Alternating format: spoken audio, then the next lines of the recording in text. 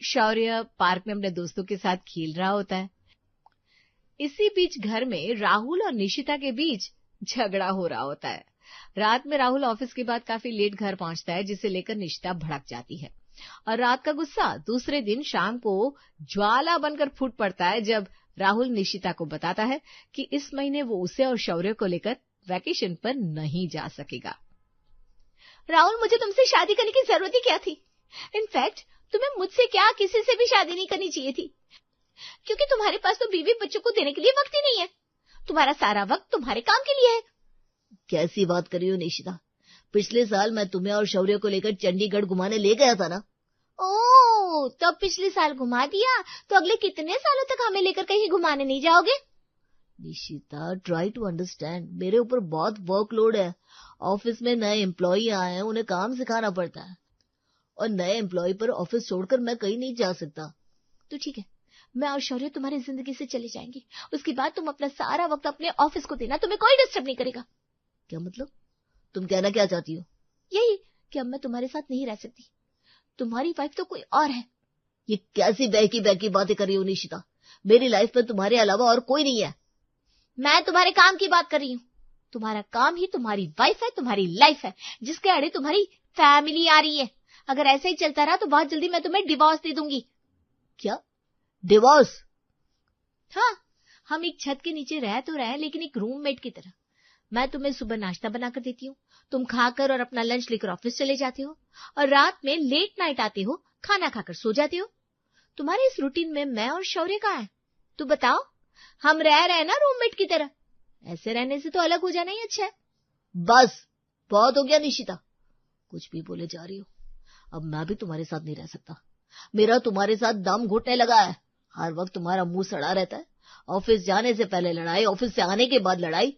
तुम्हारे साथ वैकेशन पर जाना तो दूर, तुम्हारे साथ एक घर में रहना मुश्किल हो गया है। दोनों की लड़ाई के बीच में शौर्य बाहर से आता है। माता पिता को जोर जोर से चीख कर एक दूसरे के साथ लड़ता हुआ देखकर वो डर जाता है और बिना कुछ बोले एक कोने में दुबक जाता है। राहुल उसे बार बार अपने पास बुलाता है। शौर्य बेटा, मेरे पास आओ, आओ बेटा। नहीं, मैं नहीं आऊंगा। शौर्य, मैं आपको चॉकलेट दूंगा। आ जाओ पापा के पास, आ जाओ, आ जाओ। लेकिन शौर्य भागकर कमरे में चला जाता है। शौर्य के छोटे से मन पर माता पिता की लड़ाई का गहरा असर होता है। वो चुप और गंभीर रहने लगता है। लेकिन निशिता और राहुल की लड़ाइयां कम नहीं होती है। धीरे धीरे वो और विकराल रूप लेने लगती है। एक रात राहुल ऑफिस से घर आता है तो निशिता और शौर्य घर पर नहीं होते हैं। लगभग 1 घंटे के बाद निशिता और शौर्य बाहर से घर आते हैं। ये सब क्या है निशिता? क्या?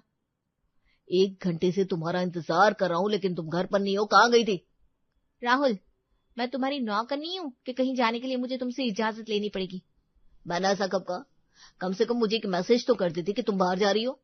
नहीं किया, मेरा मूड नहीं था। अच्छा, कोई बात नहीं। ये बताओ, गई कहाँ थी? मैं जॉब के लिए इंटरव्यू देने गई थी। वहां काफी भीड़ थी, काफी लोग इंटरव्यू देने आए थे, इसलिए मुझे देर होगी। तुम जॉब के लिए इंटरव्यू देने गई थी शौर्य को लेकर? हाँ, तो इसे कहाँ छोड़कर जाती?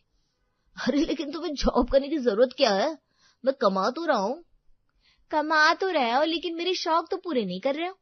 पिछले महीने मैंने तुमसे कहा था कि मुझे एक नया मोबाइल फोन, नई ड्रेस और नया पर्स दिला दो। नहीं दिलाया तुमने। सैलरी कम आई है, ये बहाना बना दिया तुमने। तो और क्या करता? तुम्हारी फिजूल खर्ची के लिए मेरे पास पैसे नहीं है। हाँ, मेरी जरूरतें तुम्हें फिजूल खर्ची लगती है ना, इसीलिए तो अब मैं जॉब करूंगी। और शौर्य को कौन संभालेगा फिर? शौर्य सिर्फ मेरी जिम्मेदारी नहीं है, तुम्हारी भी जिम्मेदारी है। तो मैं नौकरी छोड़ देता हूँ और घर पर बैठकर बच्चा पालूंगा। तुम नौकरी करके घर चला लो, अगर चला सकती हो तो। मैं क्यों घर चलाऊंगी? घर चलाना तुम्हारा काम है। तो तुम्हारा काम क्या है? तुम घर भी नहीं संभालोगी, घर भी नहीं चलाओगी, सिर्फ अपनी मौज मस्ती के लिए पैसे कमाओगी और खुद पर खर्च करोगी। मेरी मौज मस्ती तुम्हें बुरी लगती है ना, मैं जानती हूँ।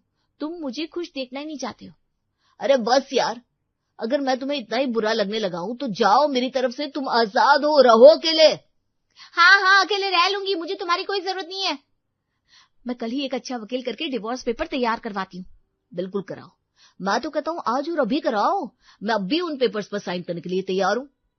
उस रात लड़ झगड़ कर राहुल और निशिता अलग अलग सोते हैं। राहुल बाहर सोफे पर और निशिता शौर्य को लेकर कमरे में सो जाती है। दोनों के बीच की दूरियां दिन पर दिन बढ़ती जा रही थी। उस पर से राहुल की गलतफहमी आग में घी का काम कर देती है। एक सुबह जब राहुल सोकर उठता है तो निशिता घर में नहीं थी। निशिता, निशिता कहाँ हो तुम? राहुल निशिता को पूरे घर में ढूंढता है लेकिन वो घर में नहीं मिलती। कमाल है, सुबह के 8 बज गए। निशिता शौर्य को स्कूल छोड़कर सुबह 7 बजे ही घर आ चुकी होती है, आज कहाँ रह गई? राहुल उसे ढूंढने के लिए घर से बाहर जाता है तो देखता है घर से कुछ दूरी पर निशिता किसी बाइक सवार के साथ घर की ओर आ रही थी। निशिता इस लड़के के साथ? ये लड़का कौन है? कहीं निशिता का पुराना बॉयफ्रेंड तो नहीं है? राहुल घर वापस आता है। थोड़ी देर में निशिता भी घर आ जाती है। तो सुबह सुबह डेट पर चली गई थी? डेट पे? कितनी घटिया सोच है तुम्हारी। अच्छा, मेरी सोच घटिया है और तुम जो कर रही हो वो बहुत अच्छा है। क्या कर दिया मैंने ऐसा? वो लड़का मेरी सहेली सुमन का पति विनय था।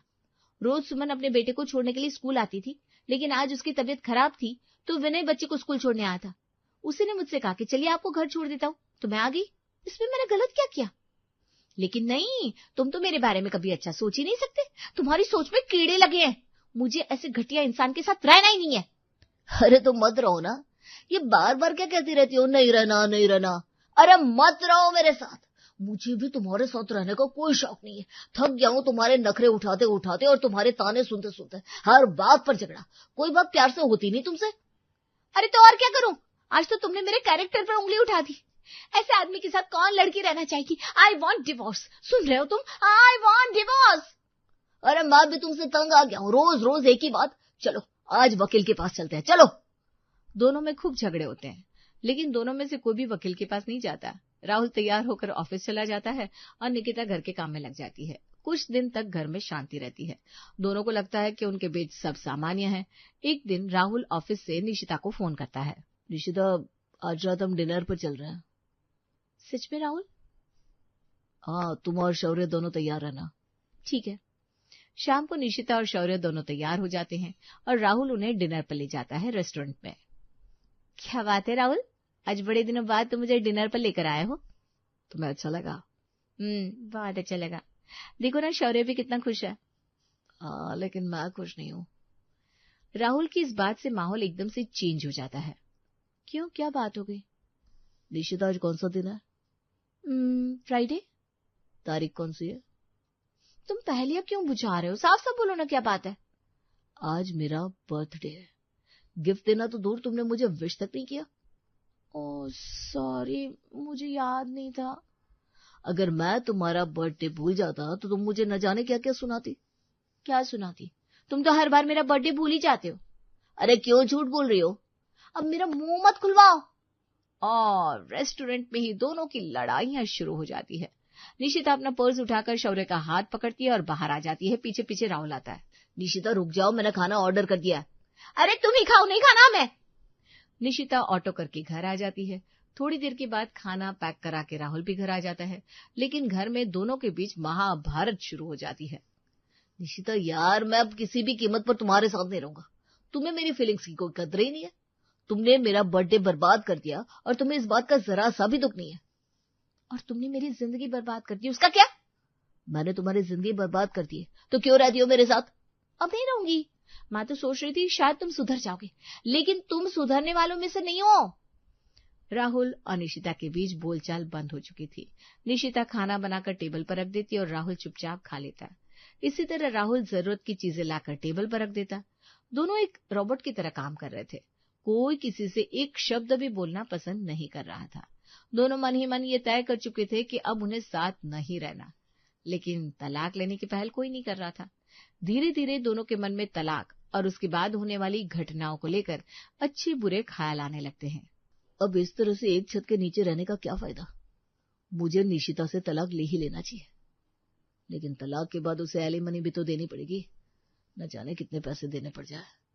मेरी सैलरी है ही कितनी? अगर मेरी सैलरी के आधे हिस्से के अलावा अच्छा खासा अमाउंट निशिता को एलिमनी के तौर पर देना पड़ा तो मेरे पास क्या बचेगा? मैं तो सड़क पर आ जाऊंगा।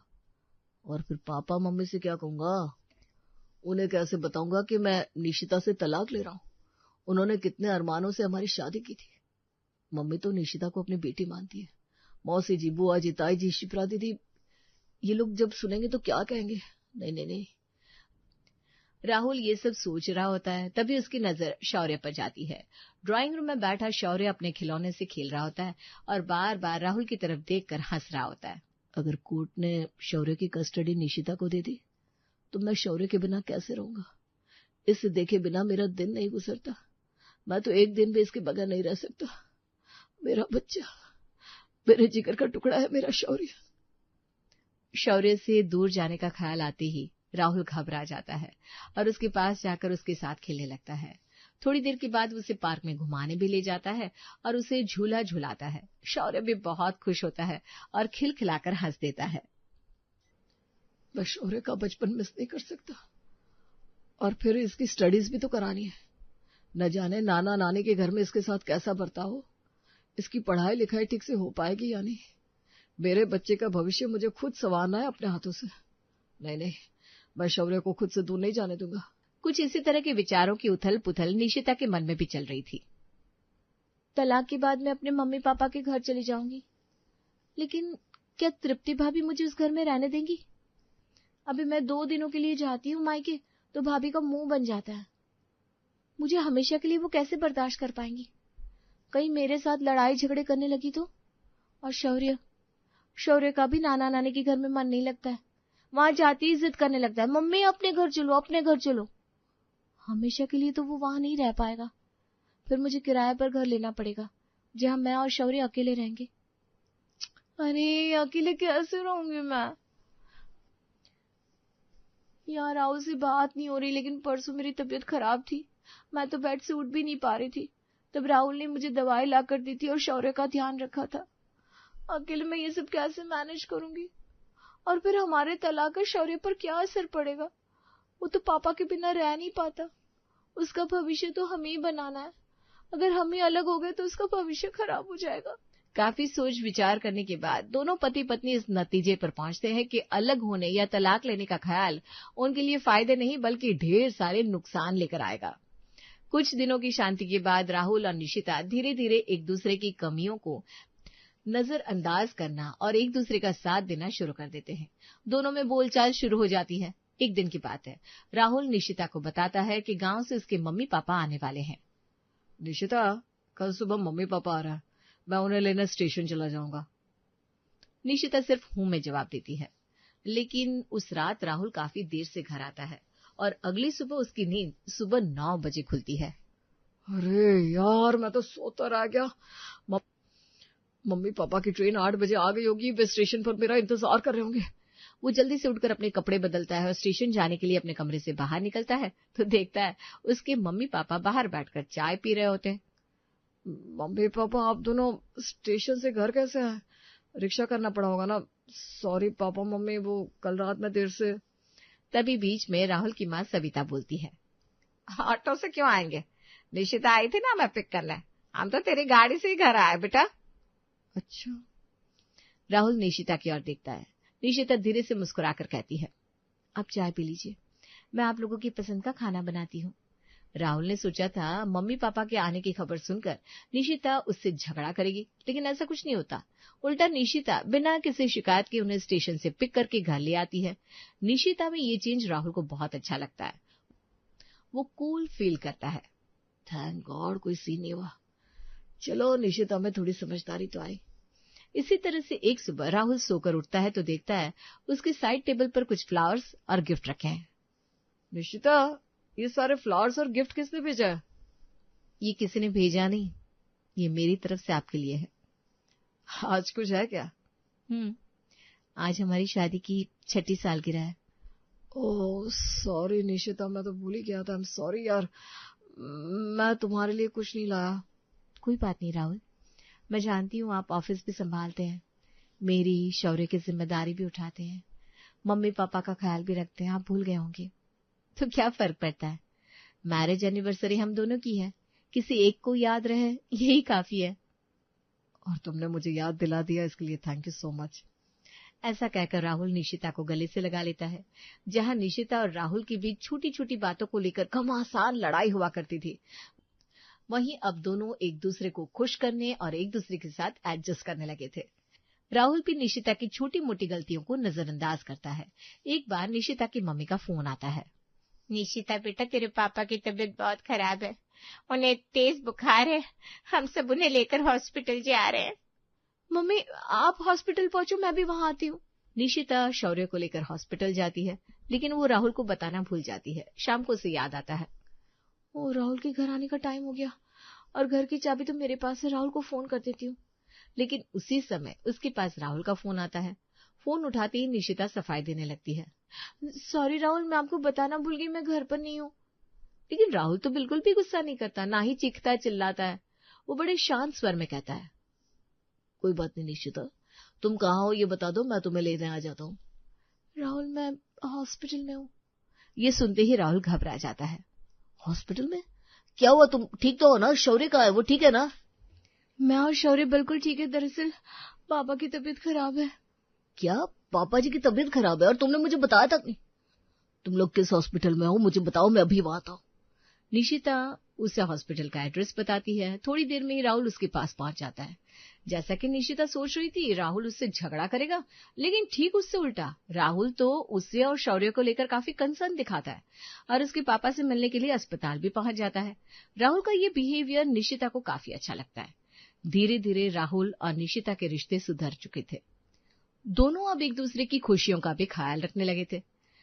निशिता वही काम करती जिससे राहुल को खुशी मिलती थी और राहुल वही काम करता जिससे निशिता को खुशी मिलती थी। घर से झगड़ों का नामो निशान मिट चुका था और इस सब से शौर्य भी काफी खिला खिला सा रहने लगा था। लेकिन एक दिन कुछ ऐसा होता है जिससे निशिता और राहुल दोनों को लगता है कि आज तो फिर से झगड़ा होना तय है। होता यह है कि राहुल की 4 दिन की छुट्टियां होती है और शौर्य का स्कूल भी बंद होता है।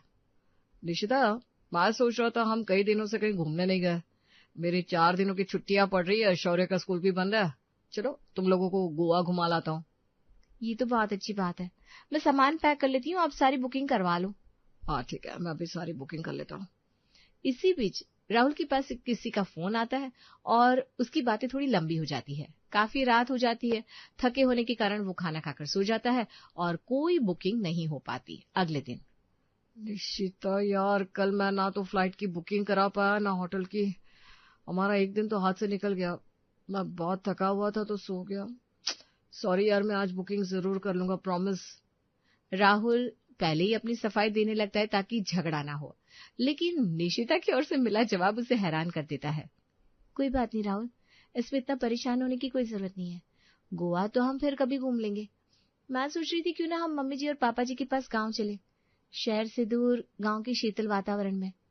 हम मम्मी जी और पापा जी से मिल भी लेंगे और शौर्य का मन भी बहल जाएगा। अरे तुमने तो मेरे मुंह की बात छीन ली। हमारा सामान तो पैक है ही, तो निकलने की तैयारी करते हैं। हाँ, मैं फटाफट तैयार हो जाता हूँ, तुम भी तैयार हो जाओ और शौर्य को रेडी कर दो। 2 घंटे के बाद तीनों अपनी गाड़ी से गांव की ओर निकल जाते हैं। किटी चल रही है, सब औरतें बैठी हैं।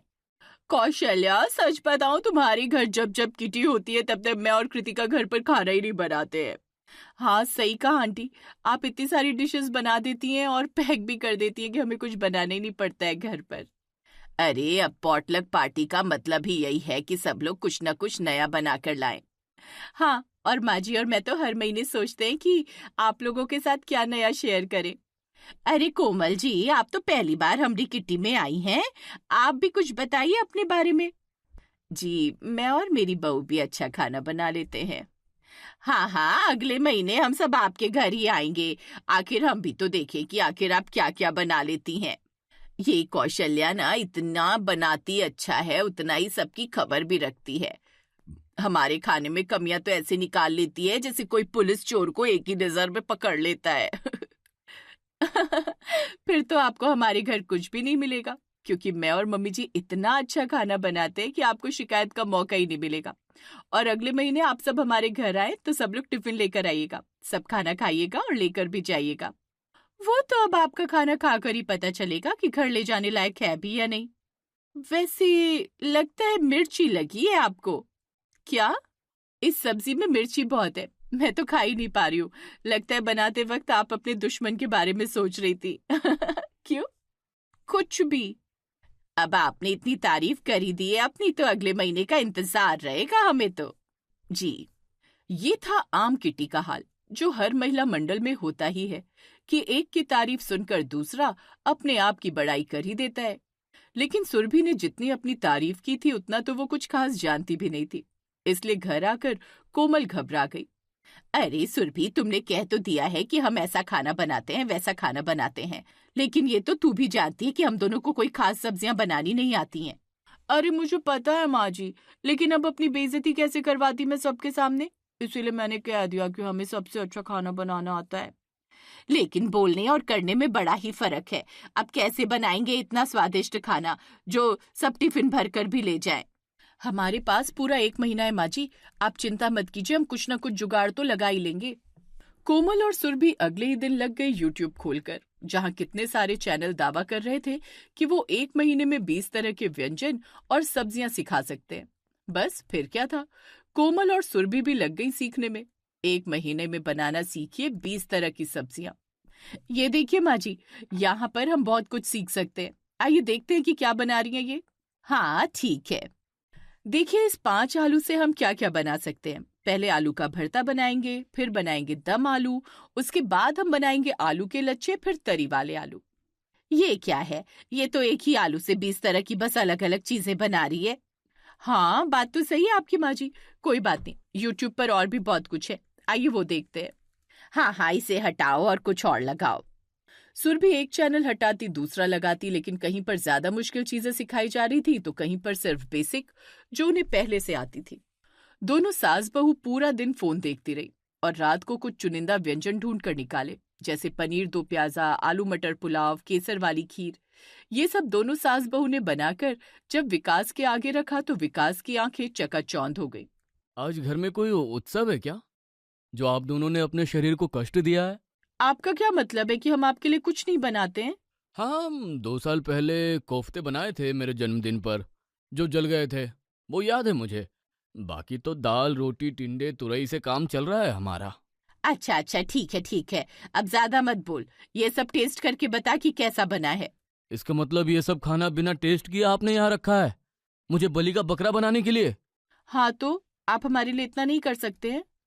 चल अब बातों में वक्त बर्बाद मत कर, जल्दी से खाकर बता कैसा बना है सब कुछ। हाँ ठीक है।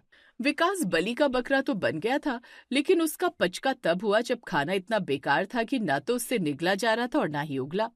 इतने सालों बाद कुछ बना था घर में, लेकिन वो स्वाद में अच्छा नहीं था। ये खाना है या जहर?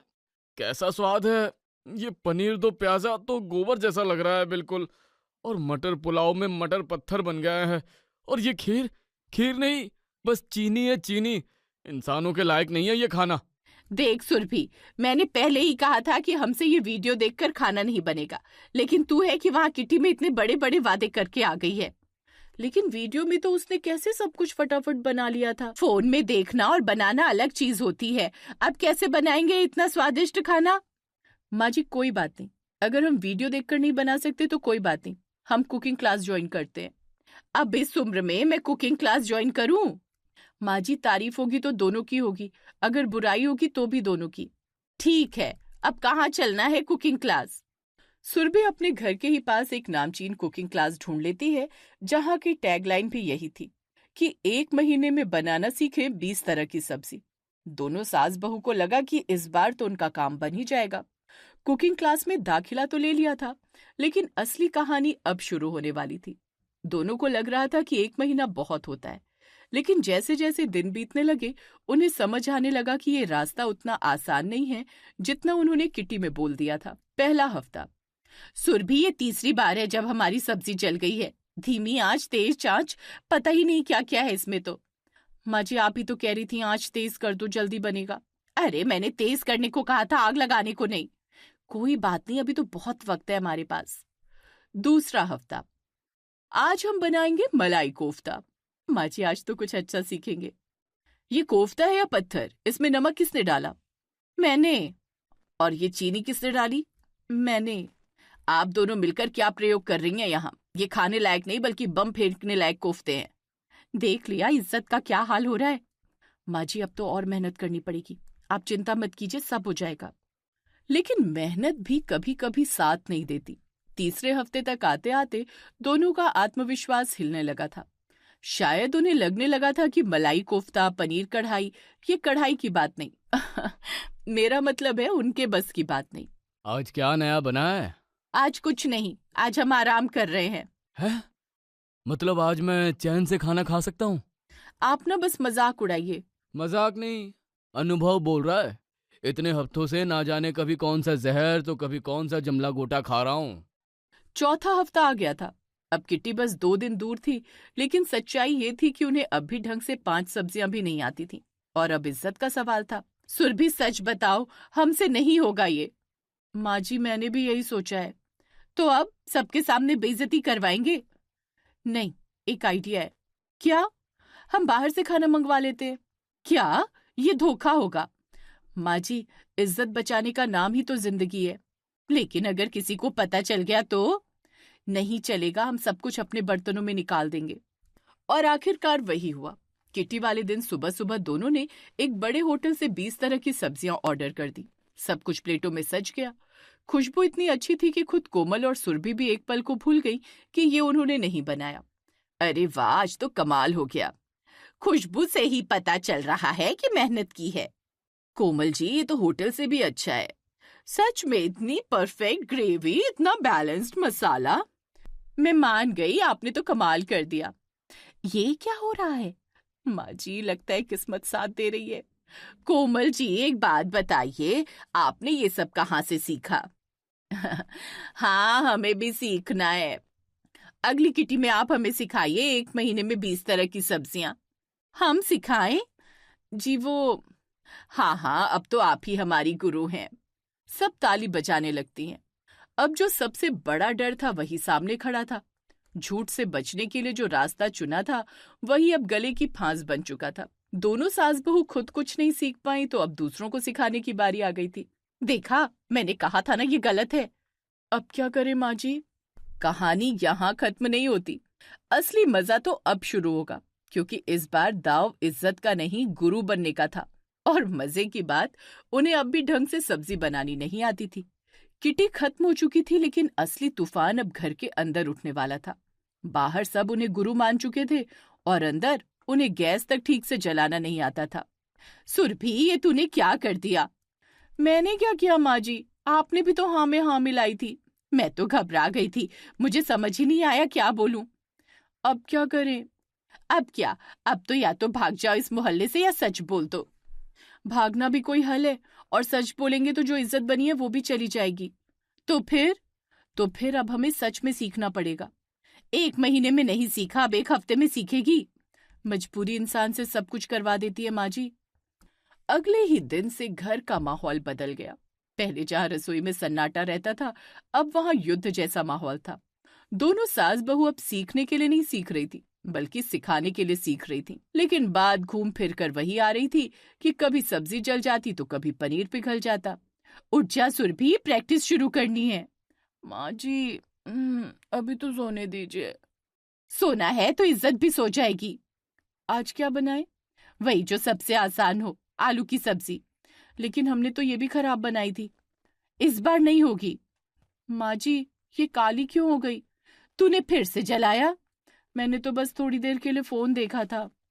यही तो तेरी समस्या है, सब्जी कम, मोबाइल ज्यादा देखती है। आज क्या प्रयोग हुआ है? आज कुछ मत बोलिए, पहले खाकर देखिए।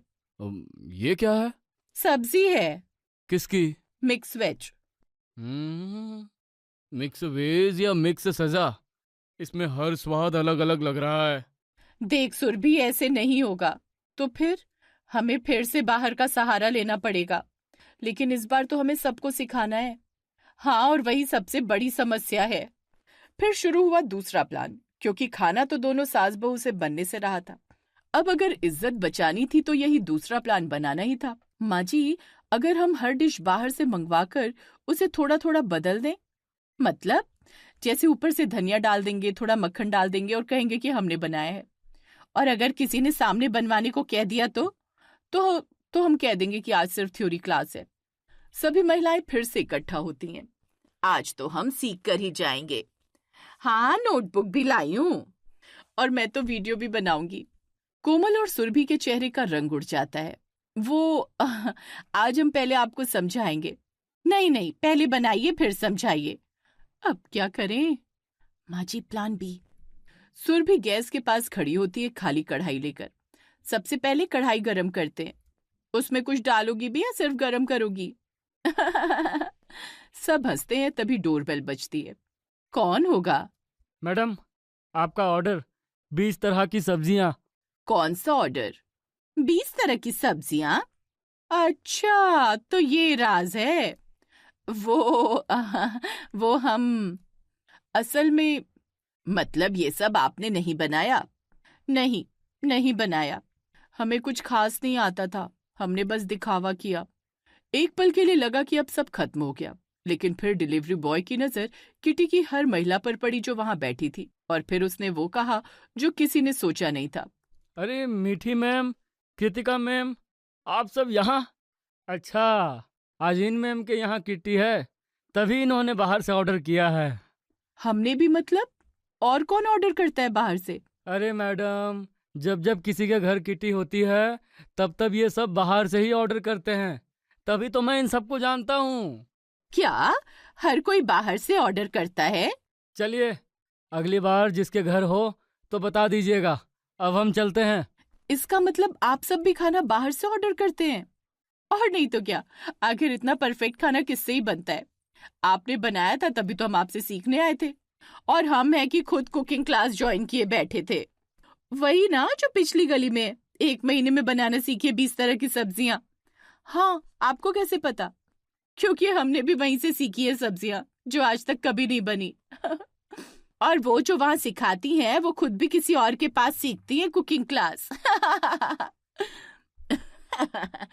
हम तो खामखा ही डर गए थे। चलो अच्छा है, हर महीने अब कुछ अच्छी सब्जियां खाने को तो मिलेंगी, नहीं तो मैं तो खुद के हाथ का खाना खा खा कर परेशान सी हो गई थी। और नहीं तो क्या, इस चक्कर में बाजू वाली दुकान का इतना फायदा हो गया।